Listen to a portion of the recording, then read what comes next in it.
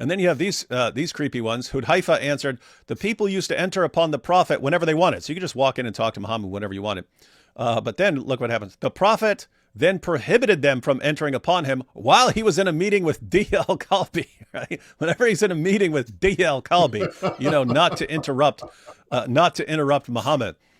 And then you go down a little, so I'll go down to the next paragraph. Hudhaifa added, one day I came to the Prophet for some matter, hoping to meet him alone. When I arrived at the door, I looked and found a curtain covering the door. I raised it and was about to enter. That's what we were accustomed to do. Then I saw Diha sitting beside the Prophet who was sleeping, and his head was on the lap of Diha. Notice these separate confirmations. So Muhammad liked to sleep with his head on the lap of some guy. So the hadith, which is narrated by Abdullah bin Mas'ud, a companion of the Prophet and one of Islam's most reliable and trustworthy transmitters of hadith, goes as follows. Brace yourself. Abdullah begins by telling us that Muhammad called on him to accompany him on a trip into the desert. When they reached a certain place and night had fallen, Muhammad made a line in the sand, most likely a circle, and told Abdullah, quote, "Stay behind this line and do not cross it, for if you do, you will die." Muhammad then left his startled companion and walked into the desert night, about the distance of a hurled stone, says Abdullah. Before long, our narrator saw a group of men, he does not specify how many, who, quote, appeared to be Al-Zutt. He describes them as, quote, tall, lean, and naked. Other Islamic sources say these Zutt were a black-skinned people, and we'll get into that later. After describing them, Abdullah goes on, and here's the problematic part, to say, quote, they went to and began to ride the Prophet of Allah. Literally, that's what the Arabic says. These tall, black, naked men rode Muhammad. The Arabic word yarkabun, which I will presently discuss, can also be translated as mounted. And they did this all night long, says Abdullah. During which time they would also come and circle around and try to reach him, but they were prevented, apparently from the line of protection Muhammad had drawn in the sand for his companion. Abdullah concludes his narration, quote, I was extremely terrified by them, so I sat down. With the coming of dawn, they began to depart. Then the Prophet of Allah returned, slowly and in pain, from that which they did while riding him. According to another narration found in several Islamic texts, did want to point out someone made an interesting observation in the comments when I was asking whether people thought this was consensual or non-consensual. They pointed out that it seems consensual and that it's understood like anyone behind this line is off limits for the festivities. Always a possible interpretation. Including it's very clear that it was a pre-planned rendezvous, because he came and told him, "Hey, stay there. I'm going to go do something over there, and I'll be back." Mm-hmm. And all the guys, just so you know, all the guys who are coming, they all understand that's the line where you get to watch. But right. By Al-Fakahi, Muhammad complained to Abdullah that, quote, they wounded me all night long. At which point the Prophet proceeds to lay his head and fall asleep in Abdullah's lap. Needless to say, the highly unflattering implications of this hadith are clear. But it becomes even more scandalous once one brings in what several other Islamic reference books and histories say. For starters, who are these Al-Zutt, these naked men who rode Muhammad all night long? According to Islam's written records, they were a migrant people from India or modern-day Pakistan, described in the sources as very tall, very dark-skinned, very lean, strong and hardy, and often used for labor-intensive work. In early Arabic ethnographies and literary works, Al-Zutt are also depicted as being very sexual and virile, with very large penises. In fact, according to one Arabic source, Al-Tashibbahat by Ibn Abi Awan, quote, the penis of Al-Zutt never weakens, meaning their large phalluses never go limp and are ever ready. I have to point out, I have received lots of comments from Indians and Pakistanis cheering for this. So have I. Yeah, they're right about us. I've seen it. So anyway. I'm sorry for the crude language, but this is what the Islamic texts say, verbatim. Now let's talk about the Arabic word translated as ride, as in Al-Zutt rode the Prophet. Not only does it have the same exact meaning in English, as in to ride a horse, for example, but it carries the same slang meaning, as in copulating with a woman. In fact, several Islamic sources use it literally to mean sex. For example, while commenting on the famous Hadith, also in Musnad ibn Hanbal, where Muhammad says, quote, women, dogs, and donkeys cancel a man's prayer, Al-Qurtubi, one of Islam's most celebrated commentators of the Quran, elaborates by saying, quote, a woman may be compared to a cow, horse, or camel, for all are ridden. I have to point out, you could say a woman may be compared to a horse, a cow, a camel, or Muhammad, and that all are ridden. So the first thing to note is this whole business about jinn. So why do they say it's jinn? They say it's jinn because in the Quran, there's two references to the jinn and Muhammad, yaqra, reading the Quran to them. He's trying to convert them. And of course, in the Quran, it's very short stories as usual in the Quran. You can't get any details. We don't know where it is, when it is, how many times was this once, several times. But apparently he read the Quran or recited the Quran to the jinn, and they were all amazed by it. And in the Quran, it says they finally learned that God does not beget or have a wife, which of course is a swipe at Christianity. And then they run to their fellow jinn folk and explain to them that, Muhammad's a true prophet, and they all come and listen to him. All right. Then there's the hadith portion. All right. And there are hadith where they talk about jinn meeting with Muhammad. And a lot of people they'll tell you these two correlate, right? The Quran correlates with the hadith about the jinn meeting with Muhammad. But now the question remains, what we're talking about, this particular hadith, are those jinn or are they not? Okay, we've already seen that according to the historical sources, these are humans. According to common sense, if you want to take a sort of secular worldview, they're humans, they're not jinn. And before I forget, I should add that, when they say that it's the jinn and, let's say they're trying to get away from the whole sexual aspect, you can't, because the jinn, according to the Quran, have sex. They have genitalia. They copulate. So telling us that the Zutt were jinn and they were riding Muhammad doesn't help. All right. And they're also made of fire, which implies that their members are made of fires. All right. So, it actually gets more graphic. That would account for the pain. Yeah, exactly. All right. It would account for the pain. And, I told you there's a sort of double meaning here. The word, which we can talk about a little bit, yarkabun, which is in Arabic. When people tell you that doesn't mean ride, no. Yarkabun, anyone who tells you it doesn't mean ride is a liar. It means, I have the dictionary right here. I can pull it up in front of you. I have two dictionaries, and it's a whole page. Dictionaries give you the main meaning. Then they go into subtle meanings. About half a page, it's all ride, mount, hop on. Okay, that's what yarkabun means. But now the new apologetic is, no, it doesn't mean that. It meant they were crowding around him because they were so eager to hear the recitation of the Quran. All right. But the other meaning that I didn't mention in the video of yarkabun, Arabic, it means to possess. Okay, so if these were jinn or supernatural beings, till this very day, if I'm speaking Arabic and I want to tell you that a spirit or a demon or a jinn possessed so-and-so, I say rakabu. Same verb, like to ride him, to get on top of him, to dominate him. All right. They can't get away from that problem, but they're trying to. So now they bring all right. So now let's go to this particular hadith.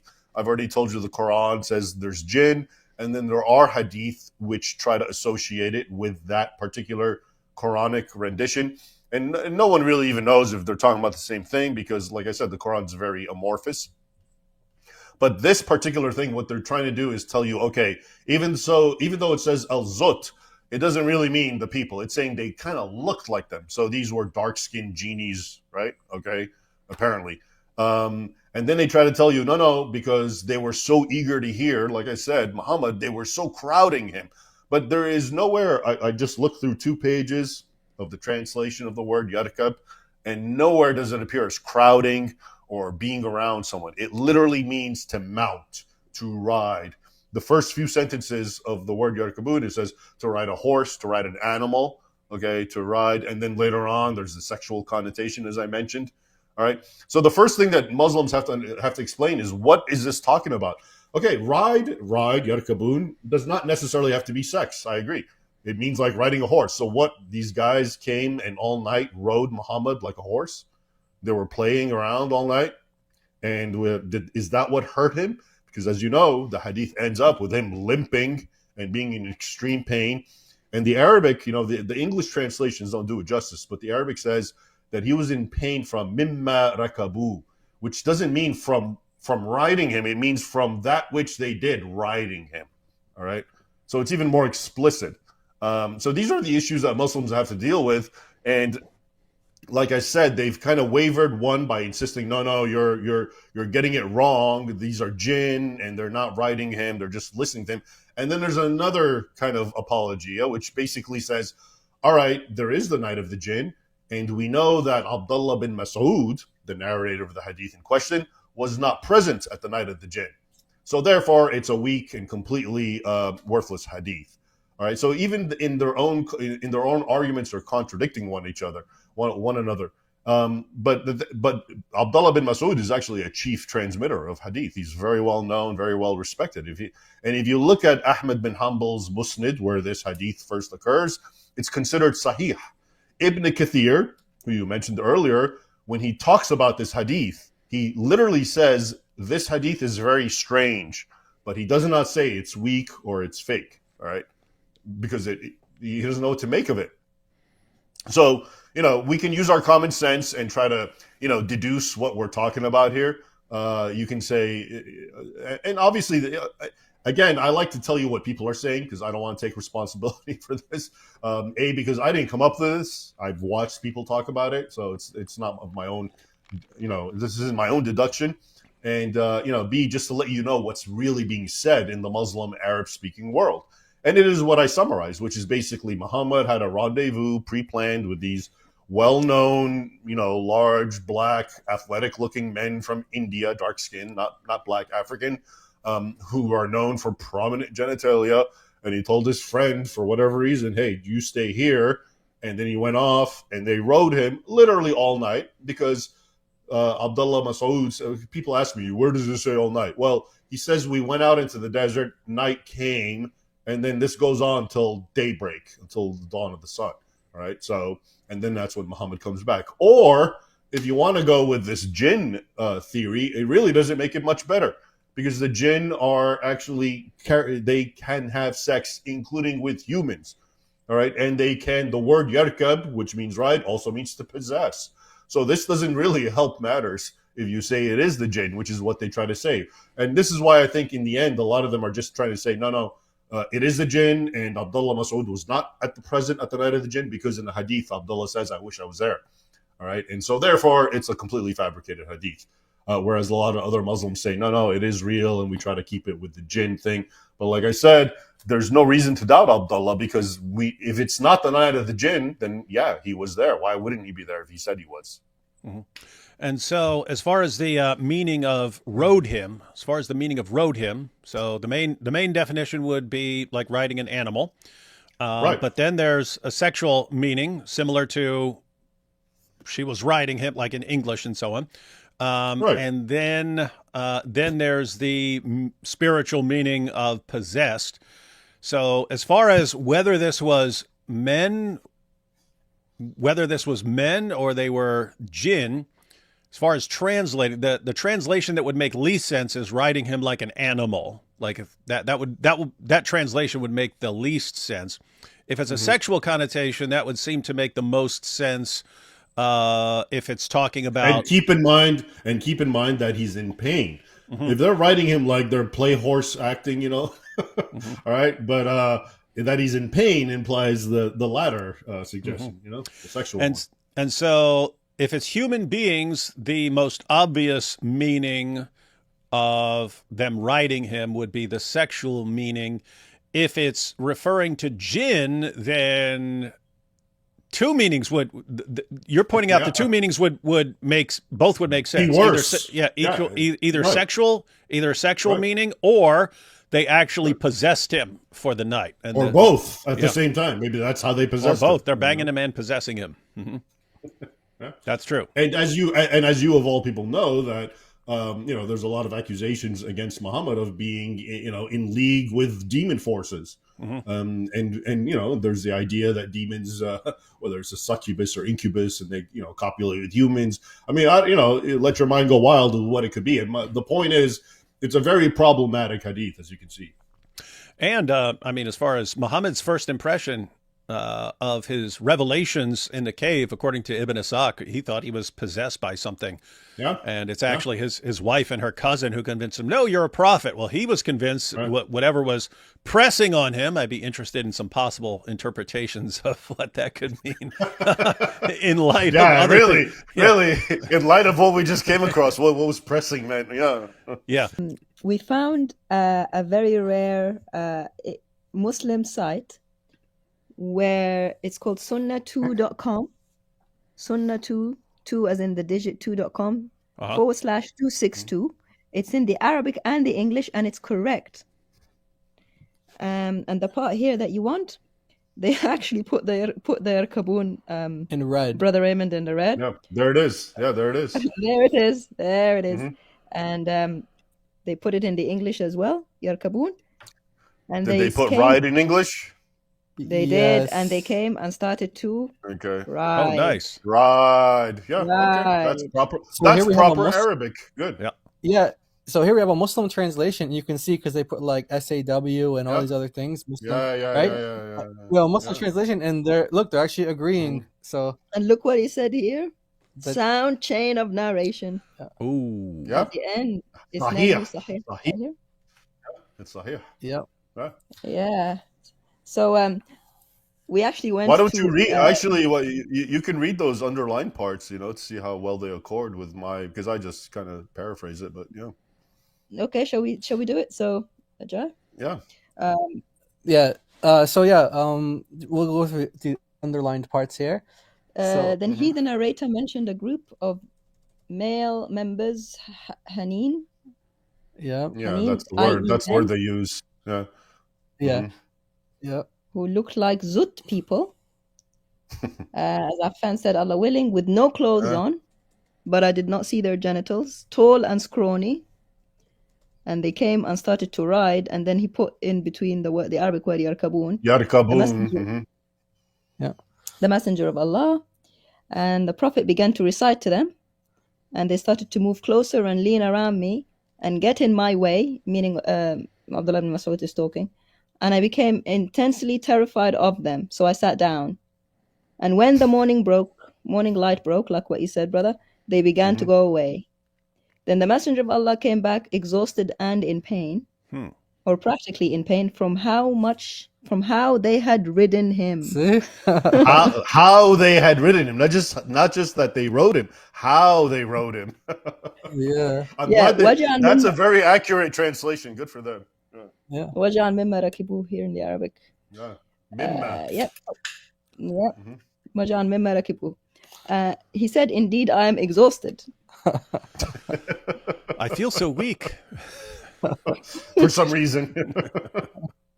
Then the Messenger of Allah put his head in my lap. Yes. Very similar Gets to worse. the Dahi al-Kalbi story. Yeah, the Dahi al-Kalbi story. similar. Matter of fact, I'll pull those up here in a few minutes, and we'll take a look at the eerie similarities. You see a lot of parallels there, yeah. And the scrawny ones came with tall white garments on, but the Messenger of Allah had fallen asleep. And I became more intensely terrified than I was the first time. Yep. And sound chain, Muslim Ahmed. And we thought, because Muslims, as the brother said, Raymond said, that they put a big deal on what does this word mean in the Arabic. So what we thought was, hey, why don't we go to some verses in the Quran where you have it used in different forms, like different verbal forms. And what do we see? So you can, Surah 16 verse 8, you can appreciate it looks the same, similar, sorry. Here it says, and he created horses, mules, and donkeys for you to ride. To ride. So the ride bit is So what they're showing you here is, look in the Arabic on top, the red, that's the exact same word used about what the Zutt did. Now look at the translation down there. Ride.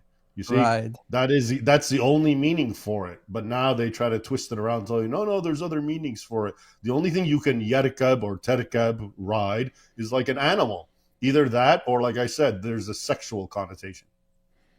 Exactly. Yeah, and it's not the only one. We've got another one. Surah 40 verse 79. It's Allah who made for you the grazing animals upon which you ride.